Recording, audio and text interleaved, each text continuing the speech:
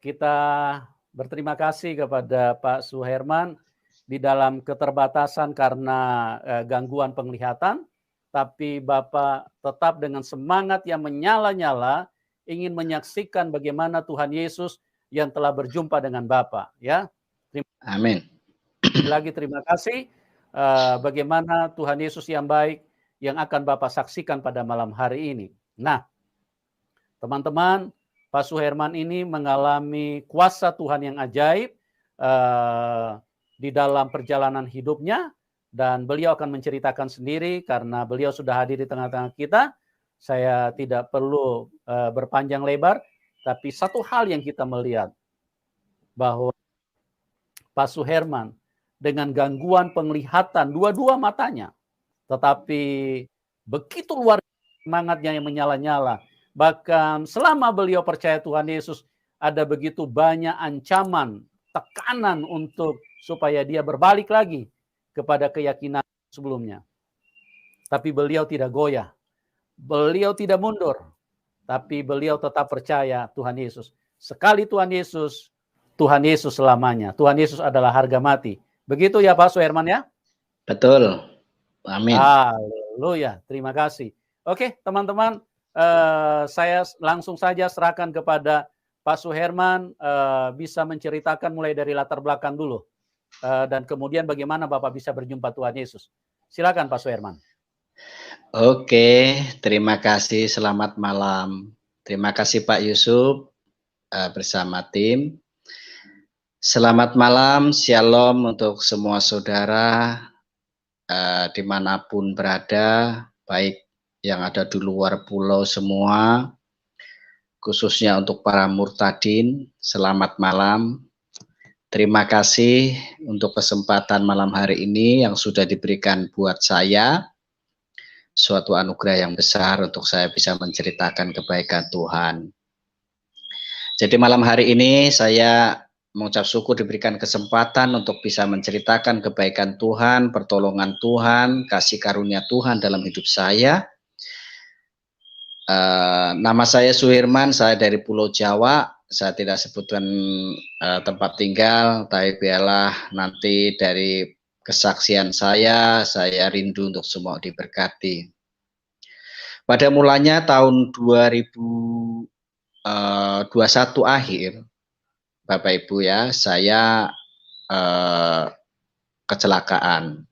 Tapi sebelum itu saya menceritakan bahwa saya ini dari Muslim. Assalamualaikum warahmatullahi wabarakatuh untuk semua para murtadin yang sudah kembali kepada jalan Tuhan yang benar. Sewaktu saya menjadi orang Muslim, saya tidak begitu taat, saya tidak begitu setia, tetapi saya ada kerinduan untuk menjadi orang yang taat dan setia di dalam iman. Karena iman terdahulu saya diajarkan untuk saya bisa melakukan ya yang namanya kewajiban sebagai orang Muslim. Dan saya belum tergerak waktu itu. Tetapi setelah saya mengalami perubahan di dalam paradigma pemikiran orang banyak, saya ingin berubah menjadi lebih baik. Tepatnya saya dulu orang pernah untuk ngaji di suatu pengajian, dan di situ banyak ditanamkan doktrin dari saya, guru-guru ngaji saya, bahwa kehidupan atau sebagai orang iman, orang yang percaya itu seperti ini. Dan waktu itu saya belum begitu respon.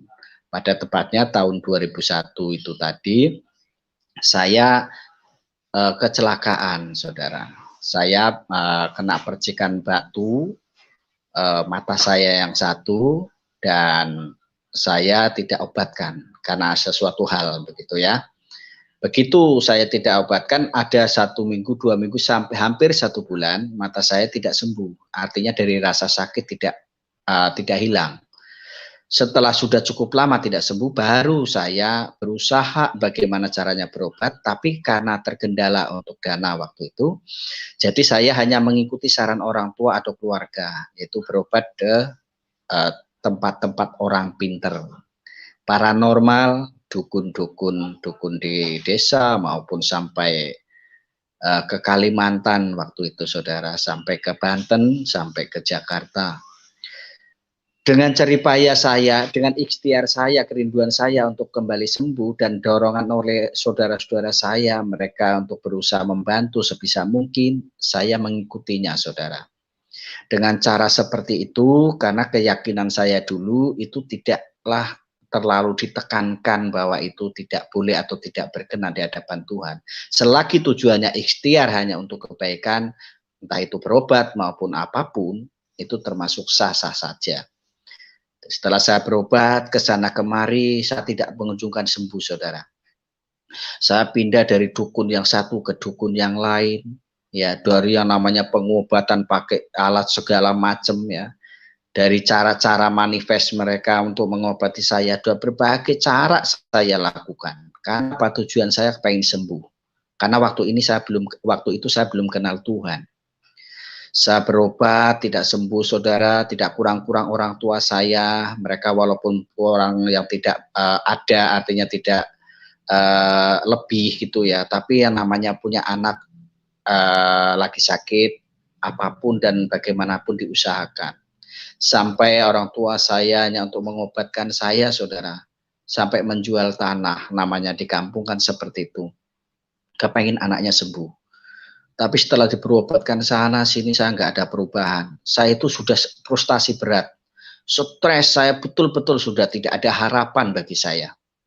Saya sudah tidak ada impian untuk ke depan bagaimana.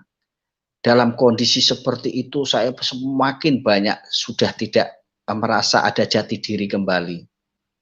Saya sudah berusaha tidak ada hasil, lalu saya ke rumah, artinya di dalam kesendirian, murung atau ngurung diri di dalam rumah. Saya minder, saya malu dengan keadaan saya belum mau menerima dengan keadaan saya. Ya kenapa saya harus seperti ini? Dulu ya istilahnya dulu saya bisa apa sendiri, bisa mau kemana sendiri, mau apapun sendiri. Sekarang terpuruk tidak bisa berbuat apa-apa. Ibarat dinakali anak kecil aja saya sudah tidak bisa melawan, ya. Dan di saat seperti itu bergejolak pikiran saya begitu luar biasanya dalam perbandingan saya dulu dengan keadaan saya waktu itu, saya itu sangat sekali tertekan sehingga harapan masa depan saya itu sudah tidak ada lagi dalam kehidupan ini, sehingga pikiran saya hanya mati dan bunuh diri, itu tujuan saya. Karena banyak pertimbangan di dalam pikiran. Antara pikiran dan logika saya itu berperang. Antara saya lihat keadaan saya, penampilan saya, background saya dulu, dengan keadaan yang saya alami saat ini. Itu jadi polemik. Dan itu peperangan besar dalam pikiran saya, antara Lucifer dan Tuhan. Antara setan dengan Tuhan. Jadi satu sisi setan membujuk saya untuk saya mati. Saya bunuh diri, buat apa kamu hidup, kamu tidak berarti, ya kamu sudah tidak berguna, kamu dulu seperti itu, kamu dulu seperti ini, sekarang tidak bisa buat apa-apa. Dan sempat berapa kali saya terpancing saudara, ya kepancing dan saya sempat mempersiapkan diri, mempersiapkan segala sesuatunya. Saya siapkan kursi, saya siapkan selendang panjang, ya, saya siapkan caranya, saya nanti kalau sudah seperti ini, saya harus seperti ini, saya gantung pakai selendangnya, saya ikat, kalau sudah tergantung, saya tendang kursinya, artinya selesai sudah harapan saya. Saya sempat mau mengakhiri itu semua itu sampai 2 kali, saudara. Karena dengan pertimbangan itu tadi, dengan dulu latar belakang saya yang seperti itu, kalau orang melihat itu katanya saya dulu orangnya apa ya, orang bilang katanya nakal, tapi biasanya kalau orang nakal itu tidak menyadari kalau nakal, saudara. Jadi setelah banyak orang membicarakan saya seperti itu, ya melihat saya seperti itu, terus saya dalam kondisi terpuruk dan tidak bisa buat apa-apa waktu itu, jadi sangat rentang sekali saya untuk dibujuk oleh kuasa kegelapan atau setan tadi. Saya sempat mengikuti saudara. Waktu itu orang tua saya ke hutan, namanya orang di kampung. Saya sempat sudah mempersiapkan semua, saya sudah lakukan, saya ikat. Begitu saya ikat, kursi saya sudah naikkan di kasur. Begitu tali mau saya ikatkan, di situ ada suara, saudara. Suara di dalam hati dan pikiran saya. Jangan mati, karena kamu berguna, kamu berarti. Saya turun, saudara. Begitu saya turun, saya ingat lagi dengan keadaan saya. Saya naik lagi. Dan satu suara katakan, udah kamu mati aja, buat apa kamu hidup? Kamu sudah tidak berguna. Kamu sudah tidak bisa berbuat apa-apa. Kamu masih muda. Kamu masih masih bisa apapun, sekarang sudah tidak bisa apa-apa. Buat apa kamu hidup? Mati saja. Saya naik lagi, saudara. Saya naik lagi, saya mau lakukan itu. Saya sudah dalam hati saya sudah ucapkan selamat tinggal kepada orang tua saya. Nanti seandainya orang tua saya pulang dari hutan, tahu saya di kamar sudah tergantung dan tidak bernyawa. Terima kasih. Walaupun sudah tidak bisa menulis surat waktu itu. Begitu saya sudah lakukan itu, ada suara lagi, jangan mati. Begitu saya dengar lagi turun, saudara. Saya turun, kedua kalinya saya pinggirin semua peralatan itu dan saya tinggal. Berapa hari, 1, 2, 3 hari sampai dalam seminggu. Ada suara lagi. Lebih baik kamu mati, kamu sudah tidak berguna, kamu sudah tidak berarti. Saya lakukan seperti itu tadi. Dan peperangan yang sangat luar biasa dalam pikiran saya. Di satu sisi Tuhan ingin menyelamatkan saya, dan satu sisi setan ingin membawa saya dalam kebinasaan. Puji Tuhan, pada akhirnya saya lepas dari semua itu, walaupun tidak gampang prosesnya. Karena tidak mudah, saudara saya, untuk menjalani hidup dalam waktu itu. Di dalam keadaan seperti itu, Tuhan kirim, Tuhan datangkan, ya Tuhan pertemukan saya dengan orang yang bisa menjelaskan dengan detail apa itu kebenaran dan dapat saya mengerti. Pada intinya waktu itu saya sudah dilihat orang sudah tidak baik, perilaku saya, perkataan saya, perbuatan saya, latar belakang saya sudah tidak baik. Saya baru memikirkan hal itu. Sehingga saya punya inisiatif, saya ingin berubah menjadi orang yang baik, menjadi orang yang berguna. Dengan cara apa untuk saya menghapuskan paradigma jelek saya di hadapan orang banyak? Saya punya inisiatif untuk saya mondok. Saya ngaji, saya mondok di suatu pondok pesantren ada di Wonosobo. Tujuan saya selain ingin saya berobat biar sembuh, saya kepengen menjadi orang yang lebih baik. Saya ingin mengenal agama, saya punya perilaku, saya punya perkataan, saya punya perbuatan lebih baik, dan saya kepengen menjadi guru ngaji. Itu tujuan saya, itu planning saya, itu harapan saya. Mungkin dengan saya mengambil keputusan untuk ke pondok pesantren, hati saya lebih damai, saya lebih nyaman, saya lebih dikenal orang sudah berubah, mungkin lebih baik ketimbang dalam kondisi seperti ini orang masih melihat ketidakbaikan saya, kekurangan saya. Saya lakukan itu. Sebulan, 2 bulan, sampai 6 bulan saya ada di pondok. Begitu saya mondok di sana hampir tiap hari. Saya di sana hanya zikir, saya hanya wiritan, saya hanya melantunkan doa-doa saya yang diajarkan oleh guru saya. Saya juga berapa kali diruqyah karena sebelum saya ke sana, saya sempat diintimidasi oleh salah satu paranormal bahwa saya didetektif, katanya di dalam saya ada namanya sengkolo, ya segala macam ya. Karena waktu itu saya masih percaya hal-hal seperti itu. Jadi untuk menghilangkan sengkolo ini waktu itu saya ditawarkan oleh paranormal itu untuk memberi jimat penangkal. Dan saya bilang di awal tadi bahwa saya keluarga yang tidak mampu, artinya untuk membayar semua itu saya tidak ada. Akhirnya saya tidak turuti itu. Tetapi dengan saran dari paranormal itu mengiang-iang di dalam pikiran saya. Jangan-jangan saya memang seperti itu. Jangan-jangan saya memang seperti itu. Akhirnya saya putuskan untuk seperti itu. Dan sampai sana diruqyah. Begitu saya sudah di pondok, saya berapa minggu sekali saya pulang ke kampung. Saya pulang kampung, apa saudara yang terjadi? Saya pulang ke kampung, di kampung sudah banyak teman-teman saya itu dikumpulkan oleh seorang penginjil. tidak tahu cerita awalnya bagaimana, tapi setiap saya pulang, itu teman-teman saya, itu anak-anak muda itu sudah berkumpul dalam satu tempat, kebetulan tidak jauh dari rumah saya. Saya dengar-dengar dari orang tua saya sendiri, katanya itu adalah orang Kristen yang ingin membimbing teman-teman saya. Begitu saya dengar seperti itu, saya sudah betul-betul lakukan iman saya waktu itu.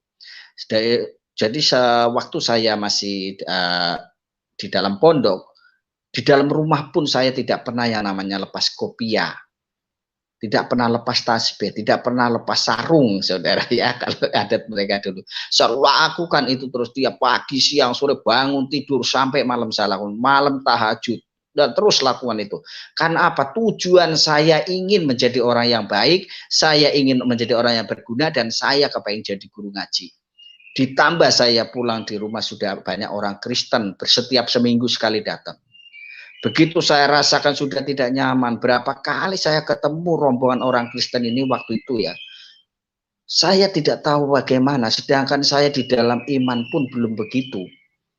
Tapi saya kalau lihat orang Kristen itu bencinya setengah mati, jengkel. Kebetulan rumah saya agak tinggi, ya, kalau si penginjil ini bawa mobil, dia mau naik ke atas, otomatis dari jendela saya sudah tahu mobil dan orang itu. Karena maaf, waktu itu saya masih punya sisa penglihatan, sekitar antara 15 dan 10% lah ya. Jadi kalau masih ada mobil, ada motor, ada orang lewat, saya masih bisa melihat. Saya bencinya setengah mati, padahal orangnya tidak kenal saya tidak kenal dia.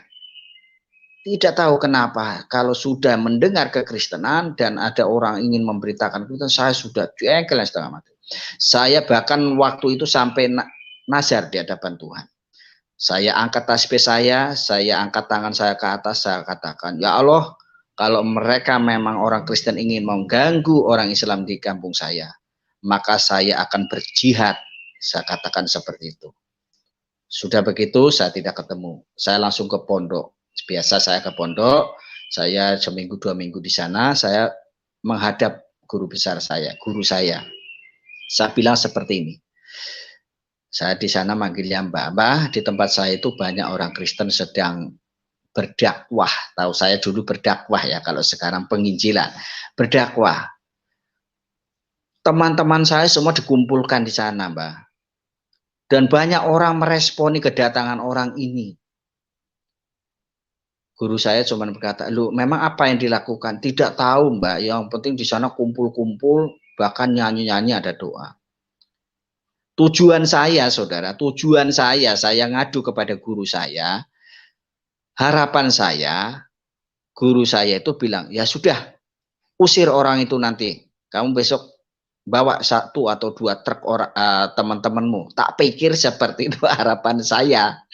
Karena tidak saya salahkan juga kalau banyak orang Islam sekarang masih membenci kekristenan, karena memang secara spirit itu mereka masih ada tertanam dalam pikiran mereka itu seperti itu. Saya ngalami.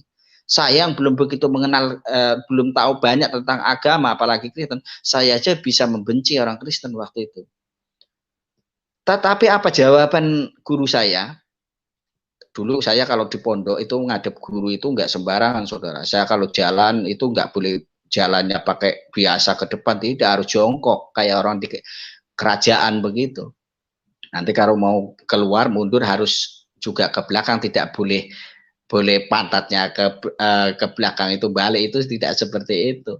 Guru saya bilang gini, "Lu nggak apa-apa toh, nggak apa-apa kan, orang Kristen setauku baik kok." Dia bilang gitu, saudara.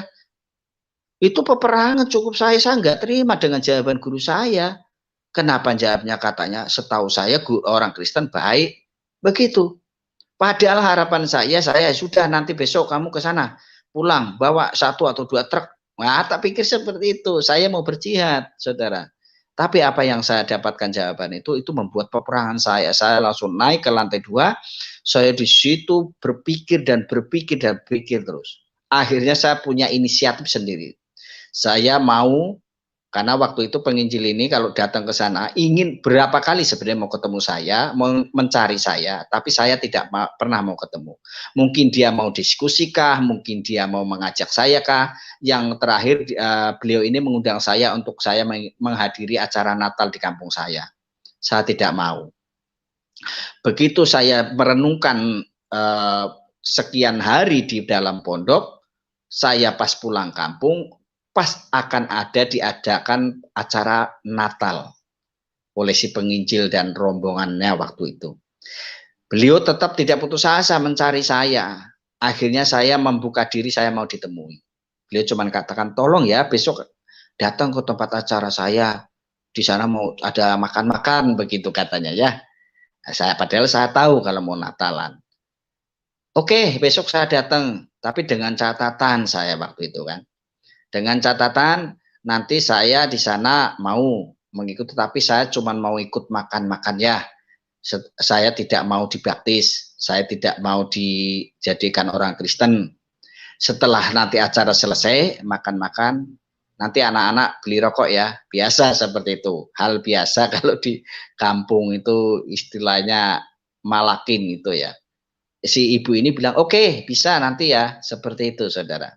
Betul, saya datang ke dalam itu, saya lepas sarung, saya lepas tasbih, saya lepas kopiah, tapi saya tetap memakai topi, ya topi karena hukumnya walaupun sunnah tapi paling enggak menutup lah ya.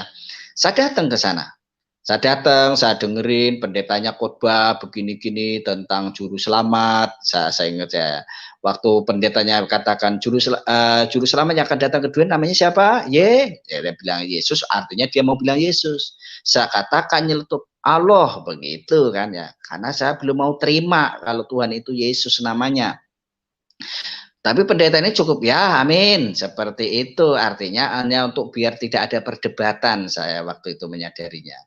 Selesai, sudah kita makan-makan nasi dus gitu ya. Kalau orang kampung kan senang kalau suruh makan-makan begitu.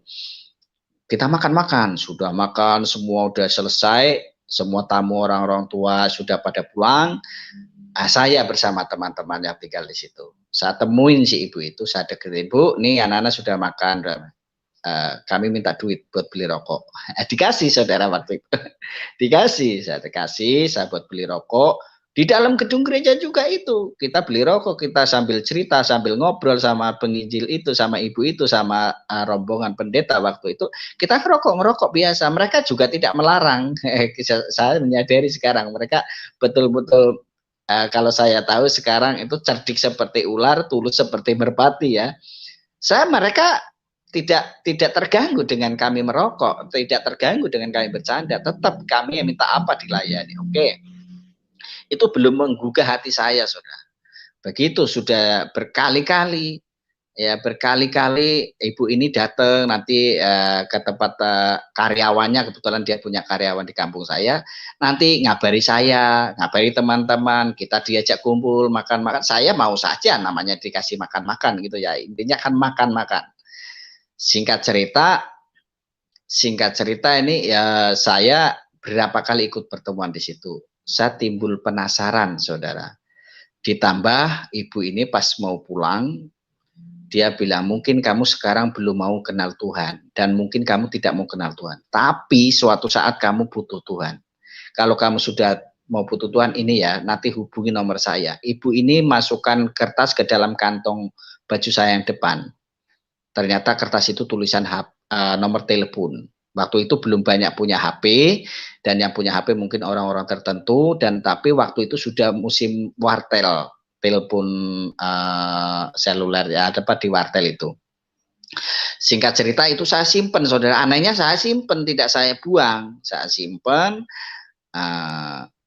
Kebetulan saya 2 minggu atau 1 bulan sekali saya harus minta disuntik sama mantri waktu itu, bukan dokter. Kalau dokter cukup banyak, cukup besar biaya, saya cukup ke mantri, karena kalau sudah rasa sakit saya harus minta disuntik atau dikasih obat. Dan perjalanan cukup jauh, 7 kilo, dan saya harus nunggu angkutan waktu itu. Selesai saya sudah tempat mantri, saya nunggu angkutan tidak ada, lama sekali. Dan di samping saya itu ada wartel. Di samping saya ada wartel, saya ingat nomor telepon itu. Saya terus ambil di dalam dompet, saya cari, saya terus masuk wartel, saya ngebel. Begitu nyambung, saya komunikasi sama ibu ini.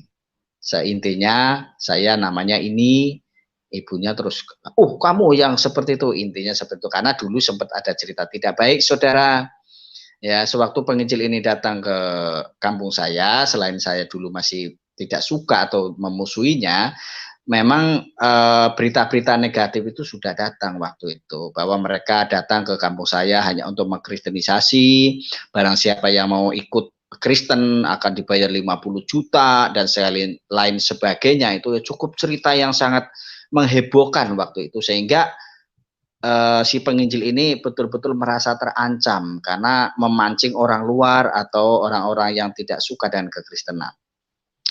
Lalu ibu ini katakan, oh ya kamu namanya, waktu itu saya dikenal Tumon, kamu Tumon ya, oh ya kamu yang mau minta duit ya sama saya. Dia bilang begitu, oh tidak bu, tidak, oh kamu buat apa? Saya cuma mau tahu siapa Yesus. Kamu mau betul-betul kenal Yesus apa mau minta duit? Jujur aja. Dia bilang begitu. Saya bilang, Bu, saya mau kenal Yesus, Bu. Tapi Ibu kapan mau ke sini? Loh sekarang begini, kalau saya ke situ kalian ancam-ancam, saya mau dibunuh, saya mau dihadang. Kalau saya sampai ke tempat kamu, apa kamu bisa menjamin keselamatan saya? Saya bilang, Bu, Ibu tamunya saya. Kalau Ibu datang ke tempat saya jaminannya Ibu pasti aman. Singkat cerita, Ibu itu datang. Datang pertama kali ke rumah, ngobrol, cerita seperti orang diskusi biasa ya. Seminggu datang, minggu depan datang, minggu depan datang. Dan singkat cerita, saudara, disitulah saya mendapatkan hidayah. Betul. Karena pada waktu itu saya betul-betul dalam kondisi depresi berat, ya stres, betul-betul stres. Saya tidak ada harapan dengan keadaan penyakit saya, saudara. Sudah berobat ke sana sini nggak sembuh. Lalu si ibu ini nyeletuk, boleh nggak saya berdoa buat kamu? Loh, saya refleks langsung, oh boleh boleh. Karena logikanya begini, saudara. Kalau orang lagi kepepet kayak apapun, agar dia orang itu selamat atau lepas dari bahaya itu kan apapun dilakukan. Begitu juga saya sakit begitu luar biasa, saya dalam keputusasaan. Orang menawarkan doa sama saya nggak pikir itu orang Kristen, orang mana waktu itu yang mendoakan. Saya boleh saja karena mau sembuh. Sedangkan saya dulu ke dukun, saudara. Saya ke dukun. Dukun itu nyaranin saya untuk cari tulangnya orang mati malam Jumat Kliwon dibakar suruh minum. Saya lakukan kok waktu itu karena pengen sembuh. Itu hanya intim berdoa, kenapa tidak? Saya bilang oke, ya silakan. Beliau ini saya masih ingat doanya simpel. Tuhan Yesus, ini sudah berobat kemana-mana nggak sembuh. Saya minta sekarang ulurkan tanganmu, jamah orang ini dalam nama Yesus. Amin. Begitu saja. Saya juga amin. Saya mengikutkan amin pun saya waktu itu belum mengimani. Tetapi tanpa sadar, saudara, yang seharusnya sore saya minum obat. Kalau nggak minum obat, waktu itu saya tuh tidak bisa tidur, tidak bisa makan, tidak bisa duduk tenang tuh tidak bisa. Karena kalau saya tidak minum obat, ini mata saya sakit. Mata saya kayak mau keluar, melotot, keluar airnya panas. Dan bagian belakang, bagian otak saya itu nyut-nyut kayak mau jebol. Itu saya rasakan 1,5 tahun lebih. Hampir tiap hari saya menangis di tempat tidur. Menangis, teriak-teriak karena sakitnya bukan main, luar biasa sakitnya. Dan saya waktu itu dalam keadaan seperti itu tidak berpikir harga diri saya lagi, saudara. Nggak berpikir siapa saya lagi. Saya nggak bisa jaga image saya lagi. Karena apa? Saya menahan rasa sakit. Kalau orang melihat saya dulu boro-boro, orang itu mau ngeledek saya ya, ngerasanin saya waktu itu. Mungkin kalau di kampung saya itu hampir nggak ada yang berani lah seperti itu. Ya kalau lihat saya lewat aja mereka kadang noleh aja belum tentu. Karena sungkan, ya ada rasa takut mungkin. Tapi dalam kondisi seperti itu siapa yang mau segan sama saya? Apalagi tiap hari saya nangis rasakan sakit yang luar biasa, nggak bisa makan, nggak bisa tidur. Saudara saya dulu kalau memang saatnya waktu itu saya dipanggil Tuhan, saya sudah mati waktu itu. Karena setiap hari saya harus minum Paramek. Karena kalau harus beli obat ke dokter, ke mantri waktu itu belum, kadang nggak punya duit. Saya kalau mau berobat, bapak saya sudah ngomong, saya sudah nggak punya duit, bapak sudah nggak punya duit. Saya terpaksa saya belinya Paramek. Karena kalau minum Paramek itu sekali minum agak tenang, bisa tidur. Nanti 15 menit, 10 menit saya terbangun lagi, sakit lagi, saya minum lagi. Semalam saya bisa habis 9 Paramek gitu, saudara. Betul, saya pernah itu lakukan. Tapi nggak overdosis, tapi kalau memang itu sudah kehendak Tuhan, ya sudah. Saya begitu merasakan penderitaan yang sangat luar biasa. Harga diri saya sudah tidak ada semua ya. Teman-teman saya, saudara, sudah pada menjauh. Dan saya juga menjauh dari mereka karena saya minder. Buat apa saya ketemu, saya ngobrol sama mereka, kondisi saya seperti ini. Melihat orang lama-lama sudah nggak bisa, lama-lama nggak bisa saya. Semakin berkurang, semakin berkurang. Apalagi kalau teman-teman pada mau datang saya sebelum mereka masuk atau sebelum permisi pintu sudah saya tutup, saudara. Saya masuk kamar, saya menyendiri. Lama, hampir 1 tahun saya lakukan seperti itu. Badan saya kurus, kering, tinggal tulang saya. Karena makan hati, makan pikiran terus. Betul, saudara. Sampai pada akhirnya, singkat cerita, saya menyerahkan diri kepada Tuhan setelah melalui banyak diskusi sama ibu ini, penginjil ini, saya menyerahkan diri kepada Tuhan. Saya datang ke gereja, saya ketemu Pak Pendeta, saya bilang mau minta dibaptis. Pak Pendeta katakan dikatekisasi dulu. Saya nggak mau katekisasi, saya nanti mengenal Tuhan dengan mendengar khotbah saja. Singkat cerita, saya dibaptis dengan beberapa teman saya yang masih bertahan waktu itu.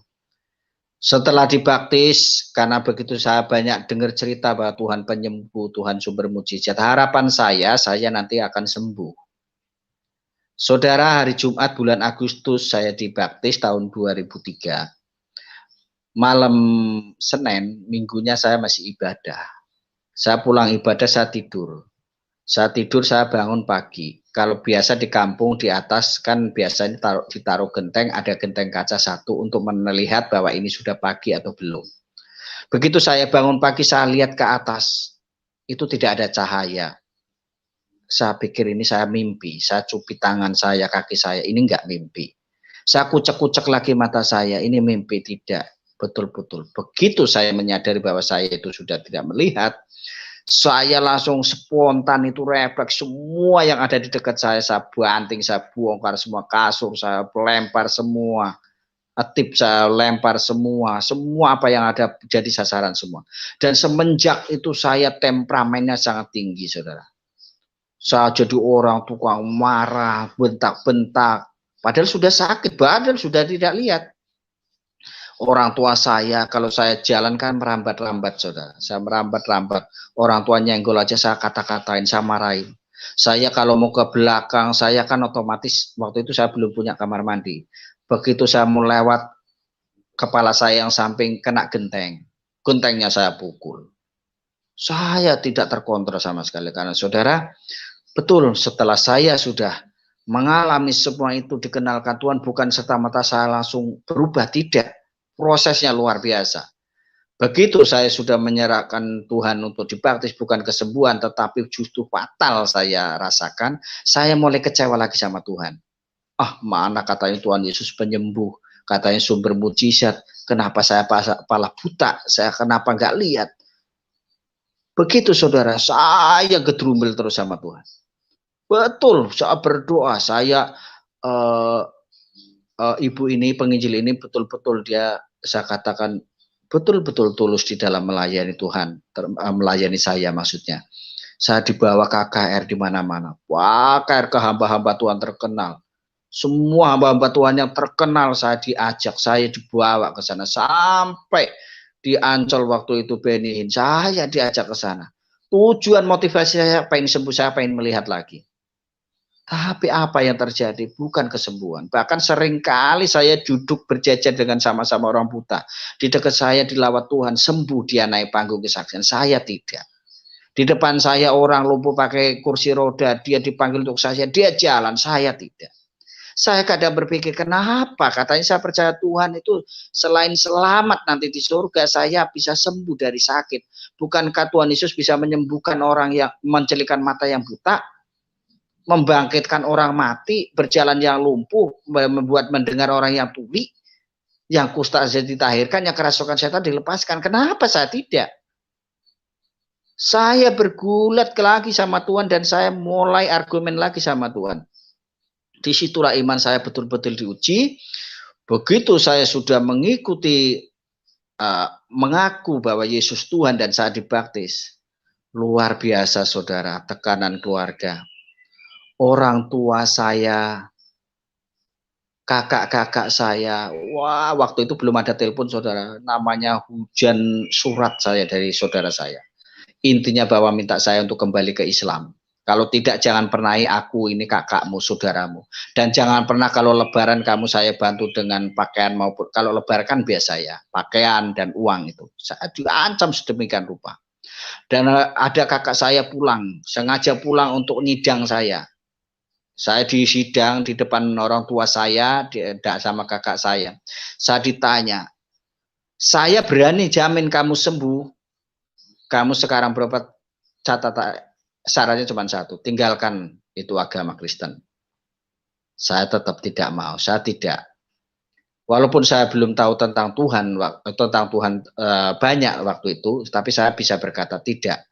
Kalau saya dulu hidup dalam dosa, sekarang sudah dalam kebenaran. Saya harus kembali ke dalam dosa lagi, saya tidak mungkin. Saya tidak mau. Saya bisa menjawab itu. Marah kakak saya. Lempar, kalau di kampung kan orang tua itu punya korek yang pakai besi itu. Korek besi itu dilempar di meja. Sombong kamu.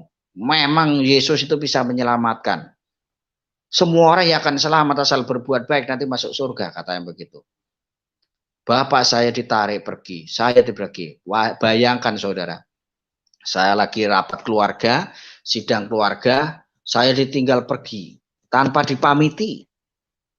Betul, secara manusia saya harusnya sedih karena apa? Begitu banyak orang tadinya kita ngobrol bersama-sama bareng, saya diancam begini, untung ya, kamu itu masih untung. Ini aku kakakmu, itu orang tua bapak sama biom masih hidup. Kalau manggil Simba atau Mama itu biung. Masih hidup, kamu masih bisa makan. Besok kalau sudah pada mati, kamu mau bagaimana? Nggak lihat. Mau makan apa? Saya dalam pikiran, ya makan nasi. Kan begitu ya. Tapi tidak waktu itu. Halo? Jadi, setelah itu, halo, maaf. Apakah suara saya terganggu? Enggak. Lanjut Pak, lanjut. Oke. Jadi singkat cerita saya dimusuhi dan saya katakan tidak. Saya ditinggal oleh keluarga saya. Saya ibarat gini Bapak Ibu maaf, saya ibarat monyet nggak dikasih pisang. Sudah nggak lihat, saya ngobrol sama siapa, saya tinggal pergi kemana, saya nggak tahu. Dan lebih parahnya paginya saya bangun tidur sudah tidak ada orang di rumah saudara. Betul, kemana? Ternyata kemana orang tua saya dibawa kakak saya ke Jakarta. Saya tidak dipamiti, saya tidak ditinggali duit. Tapi saya tidak marah. Jujur, saya dulu orangnya pemarah, temperamen itu, tapi waktu diperlakukan itu saya tidak marah. Betul, saya tidak marah, saya tidak takut nanti makan apa, tidak. Begitu saya menyadari tidak ada orang tua, kakak saya sudah berangkat, semua saya tidak pamiti, saya sudah biasa aja. Sehari 2 hari saya lakukan begitu, 2 harinya saya mulai masak sendiri. Saya bangun pagi-pagi jam 4, saya rasik bumbu, masak begini-gini, udah masak matang, saya tinggal tidur. Saya lakukan selama 2 bulan lebih saya ditinggal oleh orang tua saya. Karena tujuan mereka, kakak saya itu membawa orang tua saya ke Jakarta untuk meninggalkan saya agar saya kapok mungkin bisa kembali ke Islam lagi nantinya. Tapi saya tidak mau. Saya happy, saya seneng. Bahkan kalau pagi-pagi jam 4 saya bangun, saya racik bumbu, saya masak, saya masukin minyak. Ya ceritanya panjang ya, saya harus, pokoknya namanya orang gak melihat bagaimana sih ya.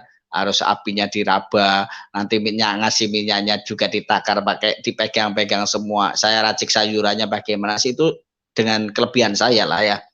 Sebagai orang tidak melihat. Kalau masak kan bunyi sereng begitu ya, nanti tetangga ada yang datang, Mbak sini tak masaki, saya tidak. Lu orang tuamu kok ke sana kok nggak ngomong ya, nggak mikir gini ya, sudah ada mereka. Tapi saya tidak terprovokasi dan saya tidak marah, sungguh saya tidak marah. Begitu saya sudah ada 2 bulan lebih ditinggal, lalu orang tua saya pulang lagi dan melihat saya mungkin nambah, oh kok bukannya nambah kurus dan nambah susah ya, kok nambah gemuk, nambah sehat, mungkin seperti itu ya. Mungkin mereka heran dan diem, walaupun mereka diem tidak menyapa. Biasa aja, saya dianggap bukan anak, saya dianggap bukan orang, nggak ada dikasih tanya jawab waktu itu. Cukup lama saya didiemin keluarga. Oke, keluarga sudah seperti itu saudara. Belum tetangga. Tetangga itu menekan saya luar biasa. Saya itu dari keluarga yang menengah ke bawah, saudara, jujur. bukan yang menengah ke atas ya, pas-pasan saudara. Pas butuh, pas ada maksudnya ya, pas butuh, kadang pas nggak ada juga. Saya itu kamar mandi saja saya nggak punya, WC nggak punya. Sedangkan saya orang nggak melihat. Saya butuh BAB karena waktu itu maaf, kalau BAB itu ada di kali kecil sana. Saya nggak perlu ceritakan lah, yang jelas manual begitu ya. Tetangga saya kebetulan dia punya WC 2. Jadi saya harus menumpang ke sana. Setiap pagi saudara, walaupun saya kebelet kayak apapun, maaf ini loh ya, BAB saya tahan. Kalau kebeletnya itu pagi, malam, saya nunggu subuh. Kalau kebeletnya itu siang, saya nunggu malam. Karena apa? Saya harus keluar meraba-raba tembok dan saya harus membawa satu ember air. Dan saya malu kalau banyak orang lihat saya jalan meraba-raba, merangkak-rangkak, itu saya malu. Jadi saya nunggu pas sepi nggak ada orang, yaitu pas sebelum subuh atau malam saat di atas jam 9. Saya numpang ke tempat tetangga itu saudara, hampir tiap hari saya numpang seperti itu. Saya bawa air dari rumah pakai ember. Begitu saya lakukan itu terus berkali-kali. Tapi mungkin lama-lama yang punya WC itu kan jenuh juga, mungkin bosan juga, mungkin nggak nyaman atau mungkin nggak lihat saya sudah nggak simpati lagi. Sehingga saya dari kejauhan dikerjain saudara. Di depan saya ditaruh bak yang diisi air, sedangkan tangan kanan saya lagi nenteng air 1 ember. Saya jalan merabat-rabat pegangan tembok. Waktu itu saya nendang bak yang isi air. Otomatis kan saya oleng. Saya mau jatuh begitu ya. Karena namanya orang nggak melihat pemula gitu ya. Jadi orientasinya masih kurang. Orang ini ketawa di depan pintu. Hahaha. Lah, kasihan kamu ya, masih muda, sudah nggak lihat. Apa nanti kamu ada yang mau sama kamu? Apa nanti kamu hidupnya bisa berhasil? Katanya orang Kristen kaya-kaya, bikin kamar mandi sendiri dong. Dibilang gitu saudara. Saya walaupun bibir saya tersenyum, hati saya menangis. Saya masuk ke WC, permisi ya, saya numpang nih, walaupun orangnya tidak mengiyakan, cuma begitu ya, karena mungkin saking jengkelnya sudah. Tapi saya tetap masuk, namanya saya butuh, saya perlu. Begitu saya masuk, saya kunci saudara, BAB selesai, saya keluar. Saya keluar tidak bisa saudara. Saya keluar cukup lama, tak obrek-obrek, padahal kunci dalam sudah tak buka, tapi kok nggak bisa keluar. Begitu kebetulan itu tutupnya kan pakai fiber agak bisa agak lentur gitu ya. Lama-lama saya punya pikiran, udah saya jari saya tak keluarin, saya pegang. Ternyata saya dikunci dari luar. Saya buka, saya keluar, orangnya di depan pintu. Makanya bikin kamar mandi sendiri begitu saudara. Begitu hancur hati saya, remuk hati saya. Bukan main, luar biasa. Begitu saya pulang, saya nangis saudara. Saya orangnya dulu paling jarang nangis, bahkan mungkin nggak pernah nangis saya ya. Tapi setelah saya kenal Tuhan, saya terima Tuhan, mungkin waktu itu katakan lahir barulah, saya sering mengalami yang namanya kelembutan hati ya. Saya nangis saudara. Saya nangis, saya masuk kamar, saya berlutut. Tuhan Yesus, katanya kamu Tuhan, kamu Allah yang hidup. Tolong Tuhan, saya baru saja dihina begini-begini. Saya pengen punya kamar mandi sendiri. Saya pengen punya WC Tuhan. Saya sudah nggak kuat diajak mereka. Amin. Walaupun masih nangis, saya rebahan nangis. Memang hari-harinya saya cuma keluar, paling makan, tidur ke kamar. Nanti kalau teman saya ada suara mau main ke rumah, saya udah buru-buru kunci pintu, jangan sampai mereka masuk. Begitu saya bertahun-tahun, hampir 1,5 tahun saya lakukan. Begitu saya berdoa amin. Betul saudara, luar biasa ya.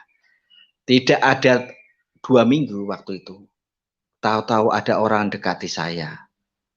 Dia bilang, ini ya buat kamu. Dikasih amplop saudara. Saya terima, saya buka nyampe rumah. Luar biasa saudara. Luar biasa, itu Tuhan. Begitu saya udah dikasih itu, saya buka, saya bilang, saya ketemu bapak saya, Pak, tolong saya besok dibikin ke kamar mandi ya. Bapak saya responnya begini, Bikin kamar mandi itu biaya mahal, duit dari mana? Katanya. Saya keluarkan duit, ini Pak ada duit. Tolong besok cari tukang 2, biar cepat selesai, belanjakan material.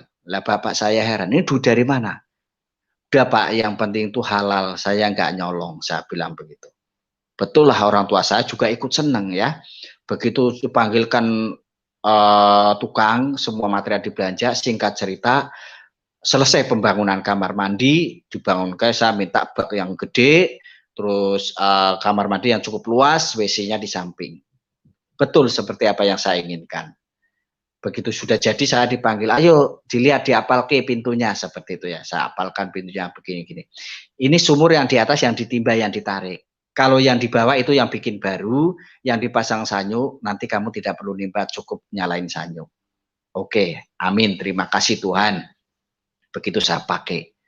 Luar biasanya saudara, ini betul-betul. Saya bilang katakan ini luar biasanya pembelaan Tuhan. Saat kamar mandi saya sudah saya bisa pakai, semua fasilitas sudah ada, air tinggal salin sanyo begitu ya. Saya melihat pertolongan Tuhan yang luar biasa.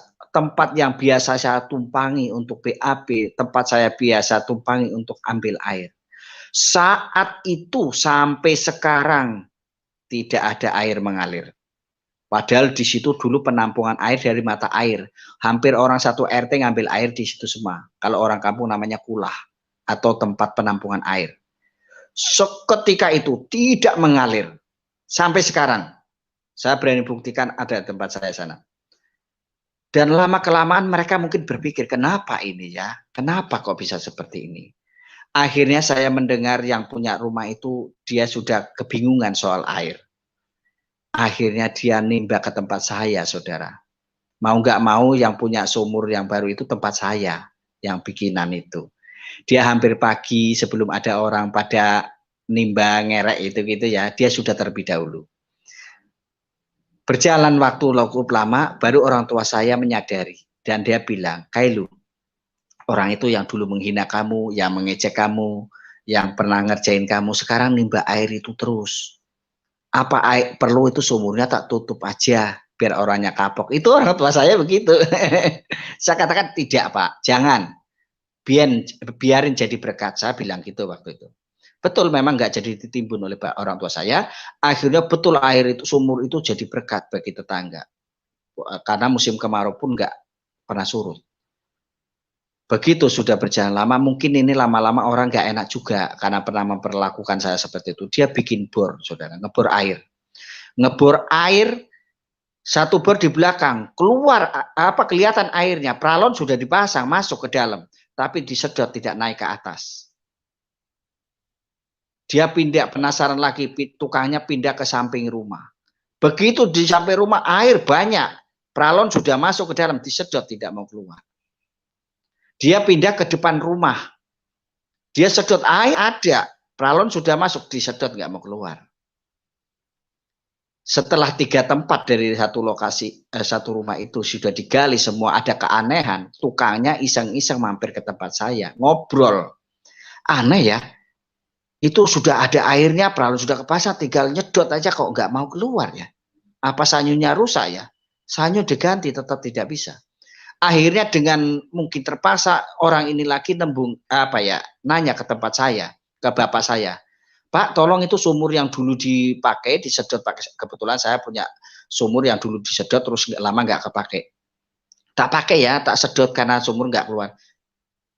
Bapak saya bilang itu nanya sama Herman begitu ya, boleh enggak? Dia nanya, boleh enggak? Saya bilang boleh, silakan. Dipasanglah ke sana, pasang pralon, pasang sanyo, disedot, enggak bisa keluar, saudara. Padahal itu dipakai keluarga saya itu berpuluh-puluh tahun ya enggak ada masalah. Dan itu saya lihat begitu Tuhan luar biasa. Semenjak itulah saya makin kuat lagi iman saya. Kuat, sangat kuat. Karena pertolongan Tuhan terus-menerus ada dalam kehidupan saya. Begitu proses tidak selesai, saudara. Saya saking yakinnya, saking menyala-nyalanya iman saya semangat sekali. Waktu itu saya hari-harinya, walaupun penglihatan saya sudah mulai berkurang, saya berjalan tiap hari, saudara. Saya jalan, kalau setahu saya sekarang mungkin nginjil namanya, penginjilan namanya. Kalau dulu saya maunya cerita gitu aja ya. Saya main ke guru ngaji saya main ke teman-teman sekolah saya cerita tentang Yesus, saya cerita, pokoknya tidak pernah mau diem mulut saya. Di mana-mana saya cerita, walaupun saya seringkali pulang kalau kesorean, otomatis kalau sore saya sudah tidak bisa melihat jalan ya. Seringkali nabrak batu, seringkali kena jelogangan lubang, saya jatuh begitu ya. Sering banget seperti itu. Tapi ya tidak sedih dan tidak malu, sukacita saya itu. Dan juga saya di sana ceritanya dulu apa ya, pesuruh lah, kalau saya bilang pimpinan tidak ya, pesuruh. Saya dulu kalau pengen rokok apa, saya mau pengen beli minuman keras gitu, saya tinggal suruh anak-anak di situ. Ya suruh nyegat mobil, truk mobil ya, ambil. Kalau tidak mau mereka saya tempeleng, saya tendang, saya cupit perutnya gitu ya. Saya lakukan itu, memang saya begitu dulu di sana. Tapi semenjak saya dalam kondisi seperti itu, saya mengikut Tuhan, saya penglihatan semakin kurang. Apa yang terjadi, saudara? Saya kalau baru jalan dari ke tempat teman atau saudara baru cerita tentang Yesus, nanti wah ya teman-teman saya pada nongkrong di pinggir jalan di jembatan itu, udah bilangnya apa, saudara? Kalau dulu boro-boro ada yang berani ya, bilangnya begini, si buta itu dari mana? Si buta gua hantu dari mana? Ada yang bilang begitu, saudara. Apa saya senyum? Saya senyum, tapi hati saya hancur, saudara. Betul. Wah, kalau dulu waktu masih saya melihat boro-boro ada yang berani ngomong gitu, saat tempeleng. Betul, yakin saya nggak ada yang berani. Tapi semenjak saya seperti itu, kenapa mereka berani ngomong si buta, si remek itu kalau Jawa, kalau bahasa Indonesia itu buta ya. Ngecek saya bukan karu-karuan. Kalau dulu ya bisa ngomong kayak gitu, saya deketin pasti habis lah. Tapi itulah, saya pulang, saudara. Pulang masuk ke kamar, saya nangis lagi. Tuhan, katanya kok Yesus Tuhan. Saya tinggal dulu minta doa.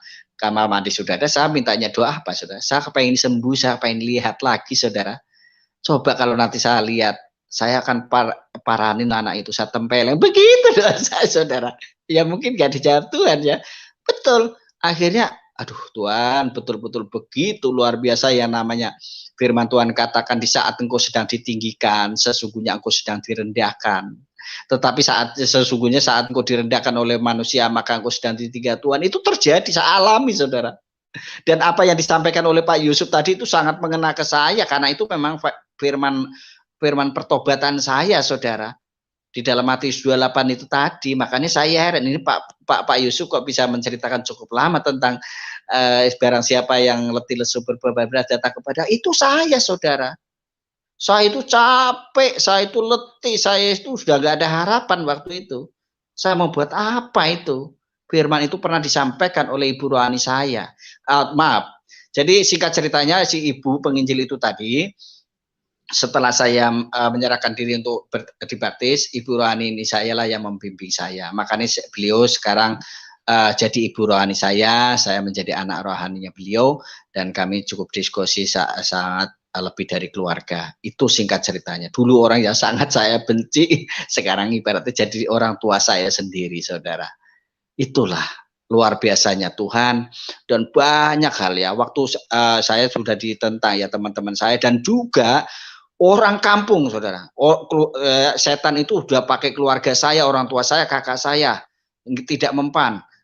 Lalu pakai yang dulu, maaf ya katakan pesuruh saya, anak buah saya, katakan mungkin begitulah ya.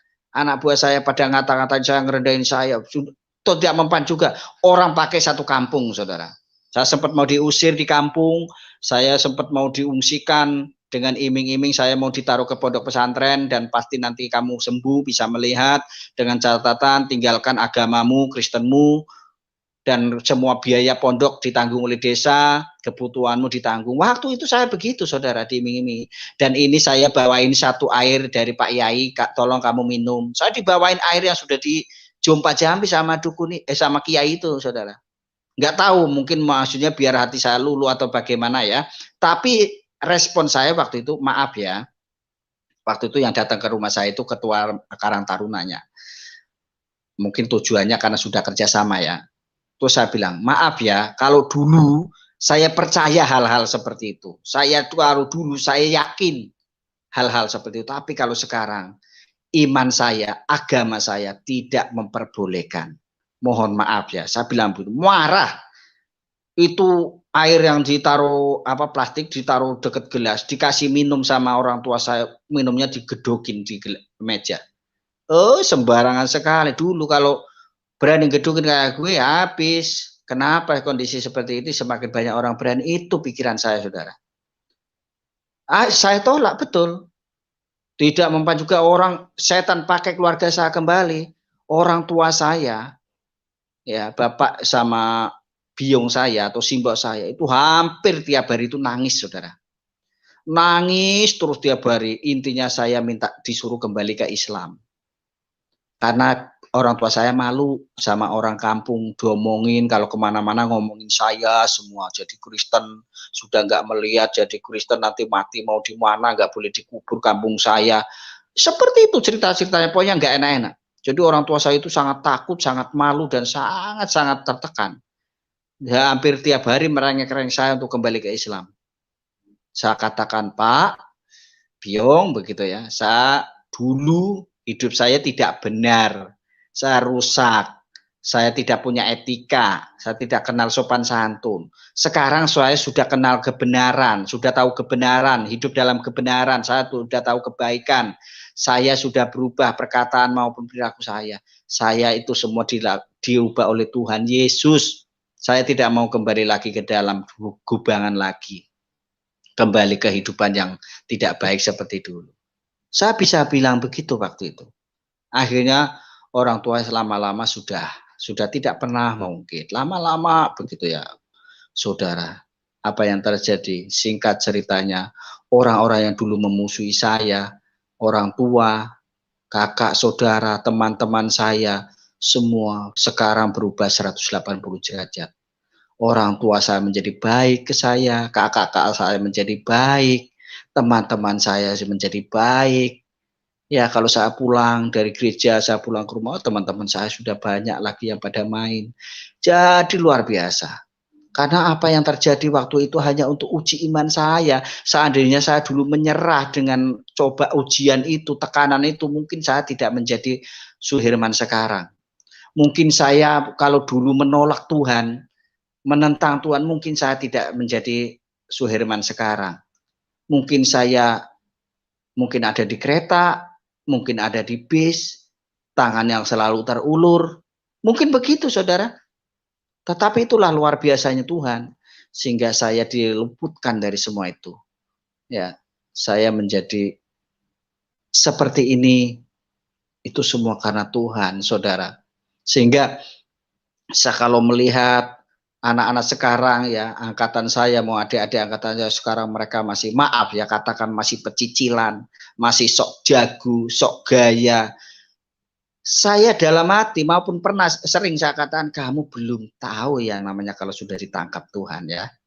Belum ngerasain. Nanti kalau ngerasa penyesalan di belakang, saya katakan seperti itu, saudara. Betul, karena apa? Saya sudah ngalami, mereka belum ngalami. Kalau sampai sekarang banyak orang menentang Tuhan, merendahkan Tuhan, meremehkan, belum mereka. Belum dijamah Tuhan. Bukan mereka yang cari Tuhan kok, Tuhan yang cari mereka. Artinya mereka belum dapat kasih karunia, belum.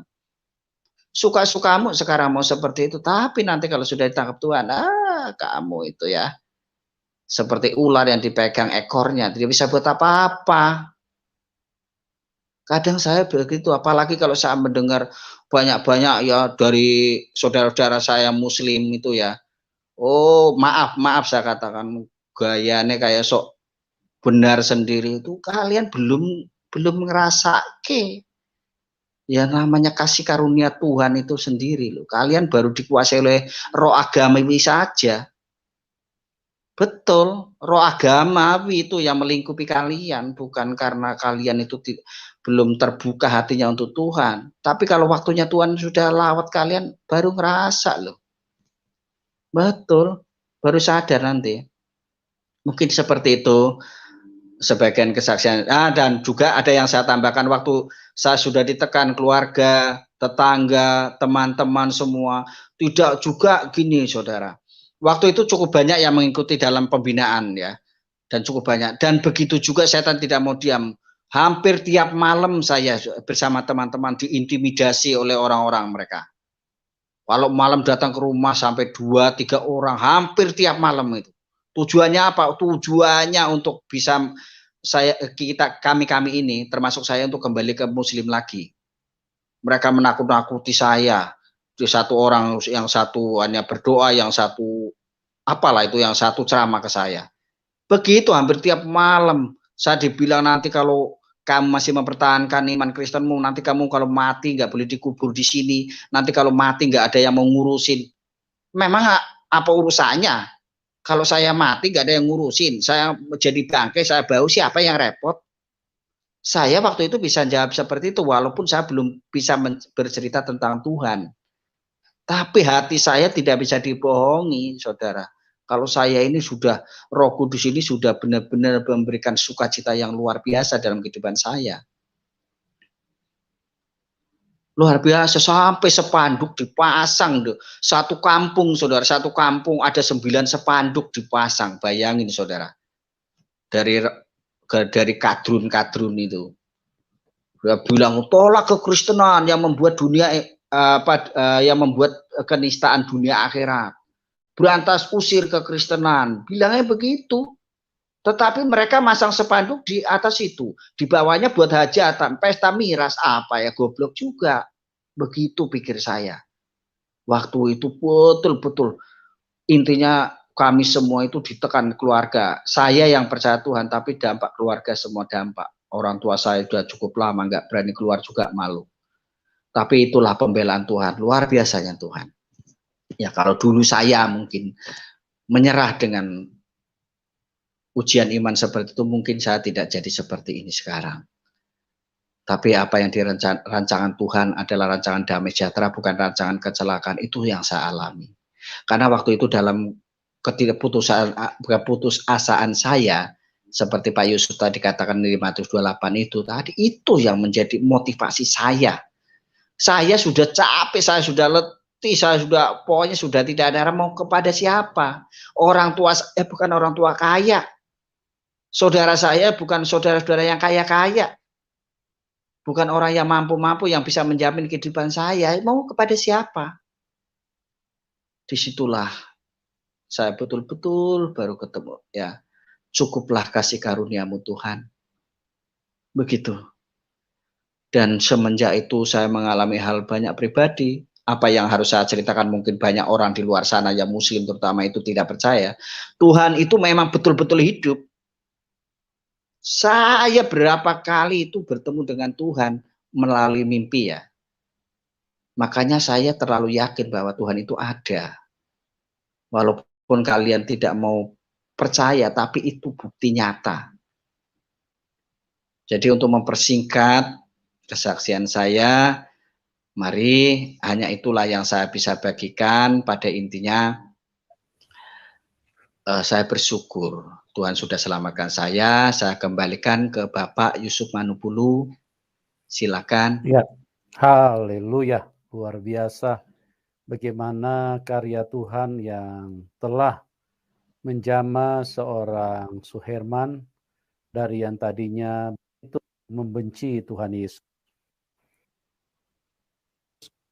Seperti yang saya selalu katakan bahwa Dia Tuhan yang baik. Jadi kebaikan Tuhan itu tidak dipengaruhi oleh apa yang kita lakukan. Sekalipun Pak Suherman tadinya membenci, tidak suka, bahkan pernah punya rencana untuk kalau bisa kekristenan itu disingkirkan. Betul. Nah, tapi Tuhan Yesus itu tidak memandang kepada istilahnya kebusukan hati manusia, tidak pernah melihat kejahatan manusia, karena memang Dia adalah kasih. Dia lautan kasih, jadi dia kebaikannya itu tidak bisa dipengaruhi dengan kebencian manusia.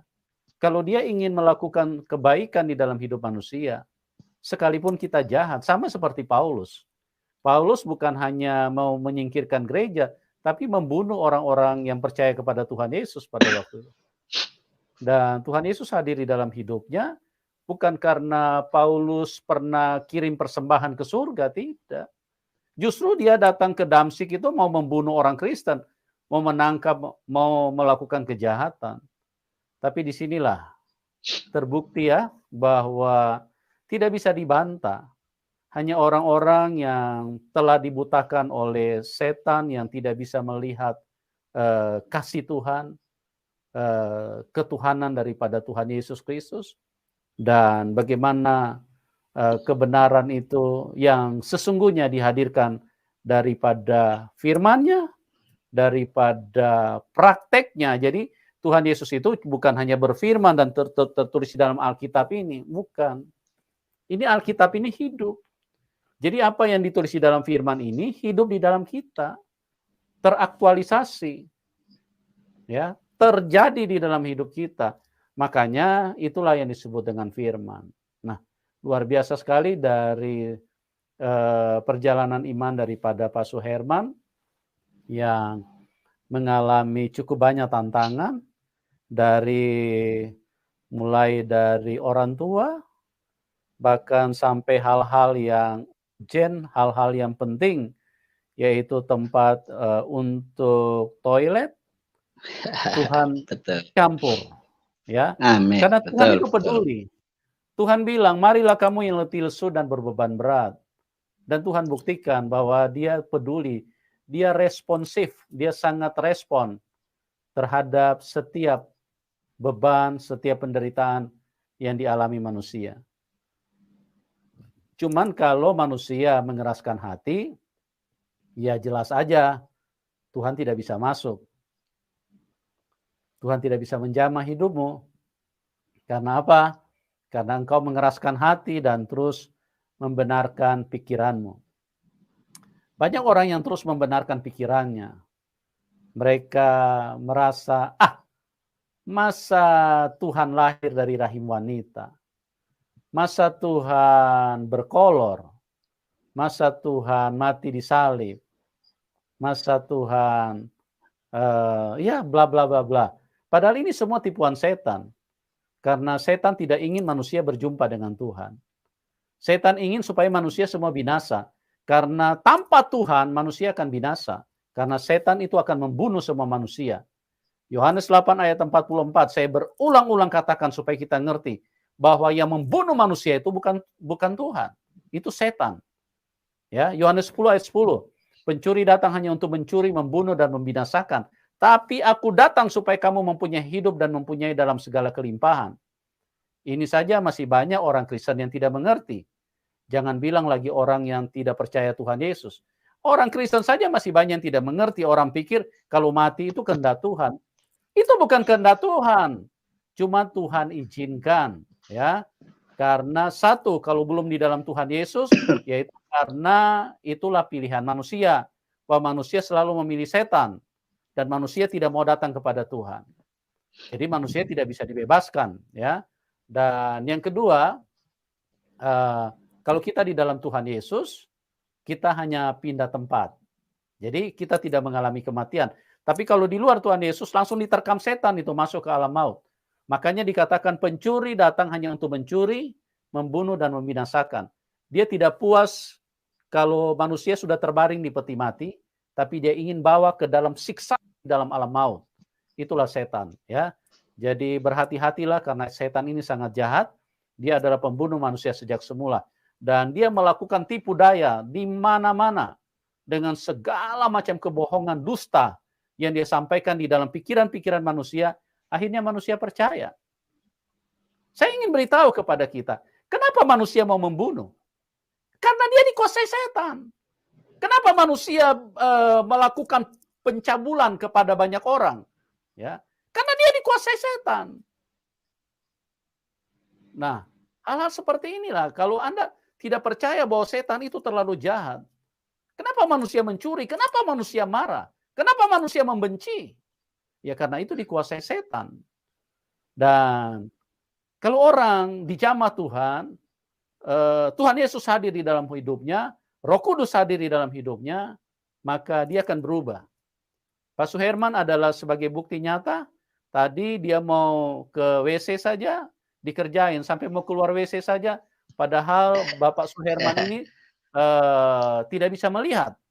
Tapi dikerjain lagi secara tidak manusiawi. Nah, pada waktu Tuhan bertindak dan melakukan hal yang istilahnya menolong Pak Suherman, terus kemudian mereka-mereka yang tidak percaya kepada kuasa Tuhan, berarti mereka mengalami kesulitan di dalam hidup ini, karena setan akan terus menghadirkan bencana di dalam hidup manusia. Dan orang tua Pak Suherman mau menutup sumur itu. Tapi orang yang dipenuhi dengan roh Tuhan, orang yang berjumpa dengan Tuhan itu berbeda. Ya, kalau dulu Pak Suherman mungkin bisa dikatakan preman, tapi setelah berjumpa dengan Tuhan Yesus, sumur mau ditutup pun beliau bilang jangan. Biarkanlah itu, dan itu harus menjadi berkat. Kenapa? Bukan karena Pak Suherman baik, tapi karena Tuhan Yesus itu baik, karena Tuhan Yesus ada di dalam hidupnya. Jadi sesuatu yang luar biasa telah terjadi di dalam kehidupan seorang Pak Suherman, ya. Terima kasih Pak Suherman atas kesaksian yang luar biasa. Nah, di terima kasih. bagian akhir mungkin Bapak mau titip pesan buat teman-teman yang mungkin belum kenal Tuhan, supaya jangan sampai terlambat, Pak. Karena kita karunia Tuhan, supaya kita juga terbeban buat mereka. Silakan Pak Suherman. Ya, terima kasih. Pada intinya, saudara, janganlah keraskan hatimu. Apa sih yang kita punya? Apa sih yang kita bisa lakukan? Tanpa Tuhan kita itu tidak mampu, saudara. Itu yang harus diingat. Mungkin pertolongan manusia, mungkin orang bisa membantu kita, menopang kehidupan kita. Tapi ingat, segala sesuatu itu terbatas. Manusia itu sifatnya terbatas. Pemikiran mereka, ya, kemampuan mereka, harta mereka terbatas. Apalagi mereka merasa orang bertitel. Apa bertitel itu jamin surga? Tidak. Saya tidak habis pikir untuk sampai sekarang kenapa masih banyak orang mereka ya menolak Tuhan. Tentunya jadi pemikiran kita semua orang yang sudah diselamatkan, termasuk saya. Saya kepengen saya, keluarga saya, saudara saya, semua diselamatkan. Termasuk teman-teman saya yang sekarang masih ngeyel-ngeyel itu. Coba berpikir ulanglah kita itu. Kita itu apa sih? Kita itu siapa sih? Kok merasa benar, merasa pinter, merasa suci? Tidaklah, kita semua orang tabiatnya sudah berbuat dosa. Kalau sudah berbuat dosa, ngapain kalian punya pikiran mau ke surga? Coba saya tanya. Surga itu suci, surga itu kudus, surga itu bersih. Dosa sekuku aja ya, dosa setitik aja sudah tidak bisa masuk. Dengan cara ibadah kalian setaat apapun kalian beribadah, tanpa engkau dilandasi dengan pengenalan akan Tuhan, iman kepada Tuhan, jangan salah saudara. Maksudnya jangan salahkan orang Kristen. Orang Kristen itu tidak pernah kok mengganggu kalian. Ya, justru inilah yang namanya Sirotol Mustaqim. Di mana engkau akan menemukan jalan kebenaran dan hidup. Kalau orang sudah berjumpa dengan Tuhan, berubah 180 derajat, lahir baru. Saya yakin sebebal-bebalnya Anda, sepinter-pinternya Anda, di hadapan Tuhan itu tidak ada apa-apanya. Itu yang saya alami, saudara. Jadi pada intinya, marilah buka hati. Jangan keraskan hati. Yakin, agama boleh banyak, nabi boleh banyak, itu yang selalu saya katakan. Boleh banyak. Tetapi keselamatan hanya ada dalam Yesus. Setiap hari kita disuruh cari jalan kebenaran. Jalan kebenaran sudah ada kok. Buat apa kita menunda-nunda? Untuk itu yang saya bisa sampaikan khususnya untuk teman-teman ya seangkatan saya yang masih ada ya, khususnya untuk maaf saya katakan kapak merah. Ayo bertobat, sudah selesai. Ya. Untuk mucikari sudah selesai, dunia nggak akan habis. Intinya kalau sudah ketemu sama Tuhan, mengenal Tuhan, kepuasan dunia dan akhirat kita terima. Begitu mungkin Bapak Yusuf, Tuhan memberkati. Luar biasa sekali ya. Nah, orang yang berjumpa Tuhan Yesus. Dan kesaksian yang sangat memberkati. Dan bagi Bapak Ibu yang diberkati, boleh dukung Pak Suherman. Nomor rekening kami taruh di itu atas nama istri, ya, istri daripada Pak Suherman, ya. Dukung teman-teman supaya Pak Suherman terus bisa berbagi dengan dalam pelayanan Injil, karena beliau sekarang menjadi hamba Tuhan dan ingin berbuat yang terbaik buat Tuhan. Oke, terima kasih buat Pak. Salam buat keluarga dan juga bagi teman-teman yang sudah bergabung di dalam link ini. Kami mendoakan semua supaya mengalami kasih karunia Tuhan. Yang sudah percaya Tuhan Yesus, biarlah kekuatan yang terus bisa menjadi bagian di dalam hidupmu. Oke, kita akan berjumpa di program selanjutnya dan salam kemenangan. Amin.